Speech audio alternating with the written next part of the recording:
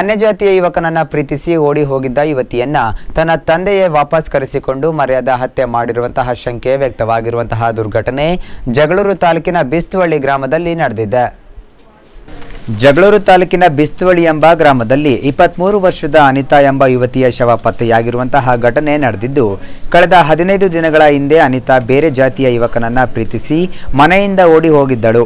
ಆದ್ದರಿಂದ ಕೋಪಿತಗೊಂಡ ಅನಿತಾಳ ತಂದೆ ಅವಳನ್ನ ತನ್ನ ತೋಟಕ್ಕೆ ಕರೆದೊಯ್ದು ಕೊಲೆ ಮಾಡಿದ್ದಾರೆಂಬ ಆರೋಪ ಕೇಳಿ ಬಂದಿದೆ.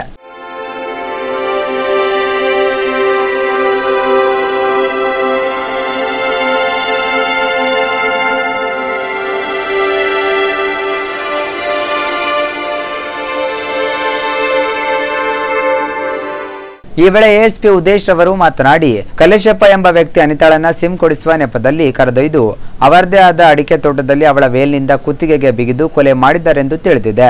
ಈ ಪ್ರಕರಣವನ್ನ ದಾಖಲಿಸಿ ಆರೋಪಿಗಳನ್ನು ವಶಕ್ಕೆ ಪಡೆದು ತನಿಖೆ ನಡೆಸಲಾಗುತ್ತಿದೆ ಎಂದು ತಿಳಿಸಿದರು. ಆರೋಪಿಯಾದ ಕಲೇಶಪ್ಪ ಇವರು 50 ವರ್ಷ ಸುಮಾರು, ಬಿಸ್ತುವಳ್ಳಿ ಗ್ರಾಮದವರು. ಇವರು ಅವ್ರ ಮಗಳು ಅನಿತಾ ಅಂತ ಹೇಳಿ ಇವ್ರಿಗೂ ಮದುವೆಗೆ ಸಂಬಂಧಪಟ್ಟಂಗೆ ಮತ್ತು ಈ ಸಿಮ್ ತಗೊಳ್ಳೋ ವಿಚಾರದಲ್ಲಿ ಅಂದರೆ ಮಾತಾಡಲಿಕ್ಕೆ ಒಂದು ಸಿಮ್ ಬೇಕಂತೇಳಿ ಈ ವಿಚಾರವಾಗಿ ಇಬ್ಬರಿಗೂ ವಾಗ್ವಾದ ನಡೆಯಿತು ಮನೆಯಲ್ಲಿ.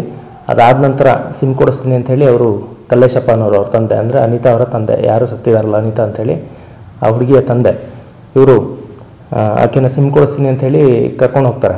ಕರ್ಕೊಂಡು ಹೋಗಿ ಅವ್ರದ್ದೇ ಆದ ಅಡಿಕೆ ತೋಟದಲ್ಲಿ ಆಕೆ ವೇಲನ್ನು ಬಿಗಿದು ಕುತ್ತಿಗೆ ಬಿಗಿದು ಅಲ್ಲಿ ಕೊಲೆ ಕ್ರೈಮ್ ನಂಬರ್ 12/19 IPC ಸೆಕ್ಷನ್ 302-201 ಪ್ರಕರಣ ದಾಖಲಾಗಿದೆ ಜಗಳೂರು ಪೊಲೀಸ್ ಸ್ಟೇಷನ್ಲಿ.